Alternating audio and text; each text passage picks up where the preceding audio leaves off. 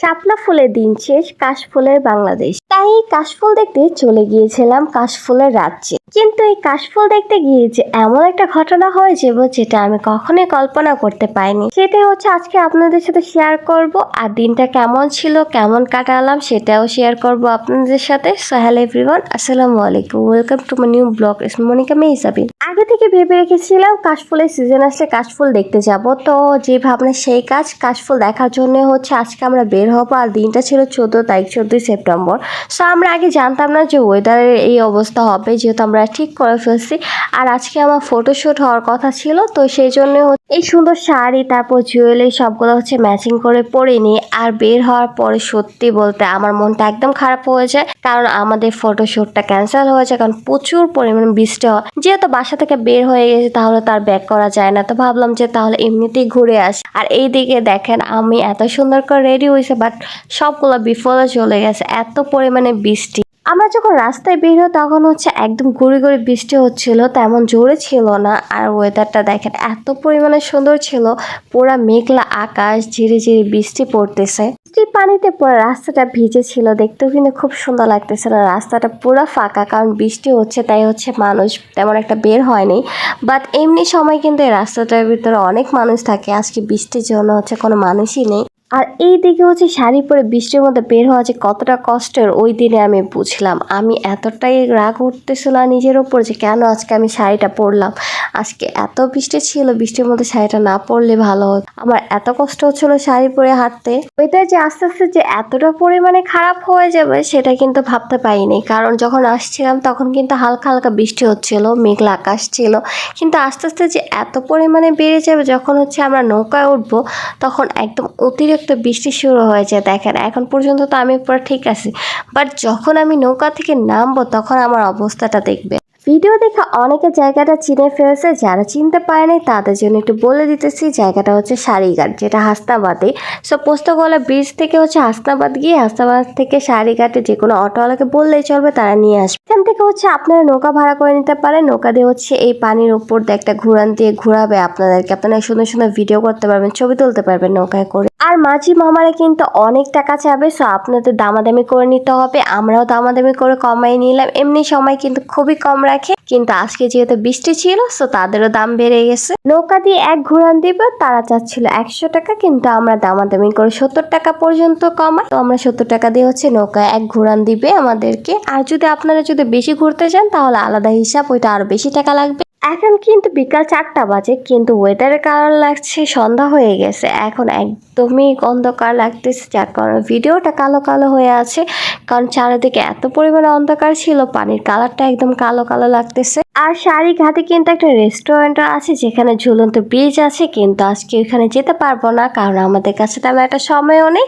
আর হচ্ছে যেহেতু এত ওয়েদার খারাপ, আমি পুরো ভিজে গেছে, রেস্টুরেন্টে বসার মতো অবস্থা নেই আমার। তো নৌকায় বসে কিছু সুন্দর সুন্দর ভিডিও করে নিই, তারপর হচ্ছে পিক তুলে নিই। যেহেতু এত কষ্ট করে এখানে আসছি, তার মধ্যে এত সুন্দর করে শাড়ি পরেছি, তো ভাবলাম কিছু ছবি তোলা যাক। বৃষ্টির মধ্যেই তুলে ফেললাম কিছু ছবি, যেগুলো হচ্ছে আমি আগে পোস্ট করে দিয়েছি, তো আপনারা চাইলে দেখে আসতে পারেন। ওয়েদার কিন্তু আস্তে আস্তে খারাপ হচ্ছিল। আমরা যখন নৌকায় ছিলাম তখন কিন্তু এত বৃষ্টি ছিল না, গুড়ি গুড়ি বৃষ্টি হচ্ছে, আপনারা দেখতে পাচ্ছেন কিনা বোঝা যায় কিনা, কিন্তু পানিতে দেখলে বোঝা যাচ্ছে যে টিপ টিপ করে বৃষ্টি পড়তেছে। কিন্তু যখন হচ্ছে নৌকা থেকে নামি তখন আস্তে আস্তে এত পরিমাণে বাজে অবস্থা হয়ে যায়, পুরো একদম বৃষ্টিতে আমি ভিজে চুপচুপ হয়ে গেছিলাম। নৌকায় বসে এরকম পা ঝুলিয়ে পানিতে খুবই ভালো লাগতেছিল আমার কাছে। আর ওয়েদারটা এত পরিমাণে সুন্দর ছিল, বৃষ্টি হলেও কিন্তু ভালো লাগতেছিল ওয়েদারটা। আর প্রকৃতির সাথে তো আরো বেশি ভালো লাগতেছে, চারিদিকে কাশফুল, তার পাশে হচ্ছে পানির উপরে নৌকা দিয়ে হচ্ছে আমি ঘুরতেছি। নৌকায় ঘোরা শেষ, এখন হচ্ছে আমরা এপার চলে আসছি। আর এখানে হচ্ছে পুরা কাশফুল দিয়ে ভরা। বৃষ্টির কারণে জায়গাটা একদম নীরব হয়ে আছে, কিন্তু এমনি সময়তে এই জায়গাটা কিন্তু ভরপুর মানুষজন থাকে। আর এই নৌকা তারপর হচ্ছে নাগরদোলা কিন্তু চালু থাকে, কিন্তু এখন একদম বন্ধ। আমার লাইফে ফার্স্ট টাইম এরকম হয়েছে যে আমি শাড়ি পরেছিলাম আর বৃষ্টিতে এরকম ভিজে চুপচুপা হয়ে গেছে, আমার এত পরিমাণে কষ্ট হচ্ছিল হাঁটতে, কি কি আর বলবো, শাড়ি পরা রিজনটা ছিল যে কাশফুলের সাথে সুন্দর সুন্দর পিক তুলবো, ভিডিও করব, কিন্তু সেই কপালটা আর হলো না, কারণ কাশফুলগুলো একদমই ভিজা ছিল। দেখলে বুঝতে পারবেন যে কতটা ভিজা, একদম কাশফুল বুঝে যাচ্ছে না। তারপরে কি করা, নিজেকে একটু সান্ত্বনা দিয়ে একটু ভিডিও করে নিলাম। আমাকে দেখে বোঝা যাচ্ছে যে আমি হয়তো বা পানি থেকে, পুকুর থেকে এখন গোসল করে উঠলাম, কারণ পুরা আমি ভিজা ছিলাম। আমার শাড়ি, চুল পুরা আমি ভিজে চুপচুপা হয়ে গেছি। তার থেকে বেশি কষ্ট হচ্ছে আমার মাস্কারাটা ওয়াটারপ্রুফ ছিল না, যার কারণে আমার মাস্কারার কালিগুলো সব চোখে নিচে চলে আসছে। দেখলে বোঝা যাবে যে মনে হচ্ছে আমি কাজল দিয়েছি আর সবগুলো একদম লেটকে গেছে, কিন্তু না, মাস্কারাটা ওয়াটারপ্রুফ ছিল না, যার কারণে আমার চোখগুলো একদম নিচে কালো হয়ে গেছে। আমার মতো এরকম ভুল কেউ আর করবেন না, কারণ আমার মাস্কারাটা যে ওয়াটারপ্রুফ ছিল না, আমি ভুলে গিয়েছিলাম।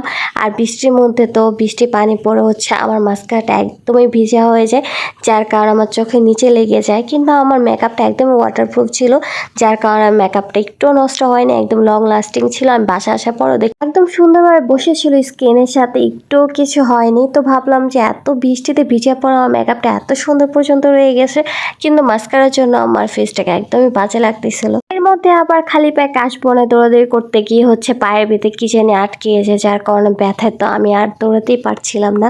সো কেউ আবার খালি পায়ে আমার মতো এখানে দৌড়াদৌড়ি করতে যাবে না, পরে আবার জুতা পরে নিয়ে নিই। আজকে বের হওয়ার কারণে যে আমার সাথে এত কিছু ঘটনা ঘটবে আগে জানলাম আমি আজকে বেরই হতাম না, কিন্তু বললাম না যে ফটোশুট হওয়ার কথা ছিল, যার কারণে হচ্ছে আজকে বের হওয়া হয়। আর শাড়ি পরার কারণটাও সেটাই ছিল, কিন্তু জানতাম যদি আগে যেটা ক্যান্সেল হয়ে যাবে তাহলে হচ্ছে আজকে আমি বেরই হতাম না। যাই হোক, কি আর করা, যেহেতু চলে আসছি, সো মনটাকে কোনো রকম মানিয়ে দেন হচ্ছে আবারও শুরু হয়ে যায় যে আছে সেরকম ভাবে ভিডিও করার জন্য। তো এখানে হচ্ছে কাশফুলগুলো সবই হচ্ছে একদম ভিজে গেছে, যার কারণে তেমন একটা সুন্দর লাগতেছে না। বাট যখন শুকনো থাকবে, যখন একদম রোদ উঠবে, তখন হচ্ছে এগুলো আরো বেশি সুন্দর লাগবে দেখতে, আর বড় হয়ে যাবে যখন।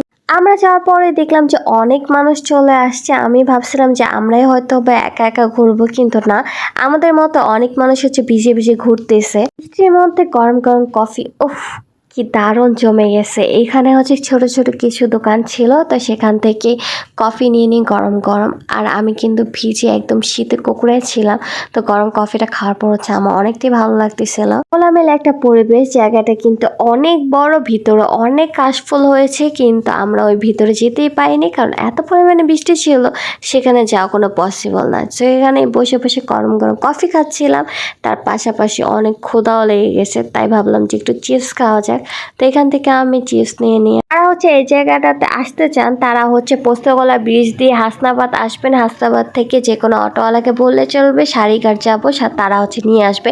আর হচ্ছে ভাড়াটা যেহেতু আমরা বৃষ্টির মধ্যে আসছিলাম, তো আমাদের থেকে বেশি নিচ্ছে, কিন্তু আপনারা যদি এমনি সময় আসেন তখন হচ্ছে দামাদামি করে হচ্ছে অটোওয়ালা থেকে কমিয়ে নেবেন। আর যেহেতু বৃষ্টির সিজন ছিল, সবকিছুরই আমাদের কাছে ভাড়া বেশি রাখছে। এই জায়গাটা কিন্তু খুবই ফেমাস, কিন্তু বৃষ্টির কারণে আজকে কিছু দেখাতে পারলাম না আপনাদেরকে, কারণ সবকিছু বন্ধ ছিল বৃষ্টির কারণে। সব নেক্সট ডে আসলে অবশ্যই আপনাদেরকে সবকিছু দেখাবো ঘুরে। করতে সন্ধ্যা হয়ে গেছে, আর এই পানিতে দেখলাম অনেকেই গোসল করতেছে, তো ভাবলাম আমি যেহেতু ভিজেই গেছি তো একটু পানিতে নামাই যাক। হাঁটতে হাঁটতে অনেকটাই ভিতরে চলে গিয়েছিলাম, কিন্তু এখানে কিন্তু তেমন একটা পানি ছিল না, গভীরও ছিল না, হয়তো বা ওই পাশে একটু পানি বেশি ছিল, বাট আমি অনেকটাই দূরে চলে গিয়েছিলাম। বৃষ্টির পানি হচ্ছে ফোনে ক্যামেরার উপর পড়ে গেছে, যার কারণে ভিডিওগুলো ঘোলা ঘোলা লাগতেছে। কিছু করার নেই, কারণ অনেক বৃষ্টি হচ্ছিল, একটুও থামে নেই, যার কারণে ক্যামেরাটা মুছে মুছে অনেকক্ষণ ভিডিও করতেছিলাম।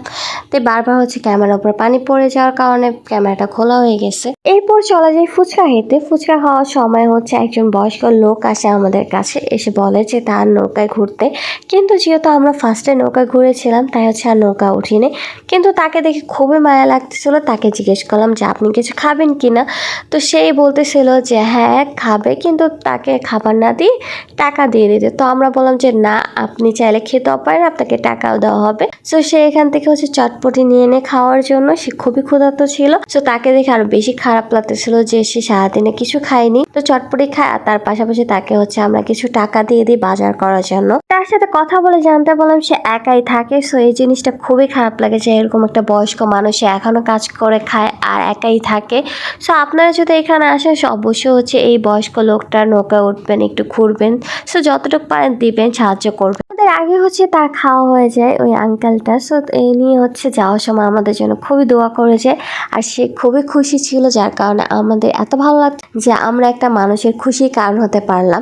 সে হচ্ছে আজকে বাজার করতে পারবে, কারণ তার নৌকায় কেউ উঠে নেই, বৃষ্টি হওয়ার কারণে হচ্ছে তেমন লোকজনও ছিল না। তাই আজকে আমরা তাকে যা দিয়েছি তা দিয়ে তার আজকের দিনটা চলে যাবে। এই ছিল আজকের ভিডিও। জানি ভিডিওটা অনেক লং হয়ে গেছে, কিছু করার নেই, কারণ কোনো ভিডিও বাদ দেওয়ার মতো ছিল না। তাই সবকিছু মিলে হচ্ছে এই বড় হয়ে গেছে ভিডিওটা। কে কে আছেন যারা এখন পর্যন্ত কাশফুলে ঘুরতে যাননি, সো অবশ্যই চলে যাবেন। আর আপনারা চাইলে এখানে এসে ঘুরে যেতে পারেন, যেহেতু বৃষ্টি ছিল।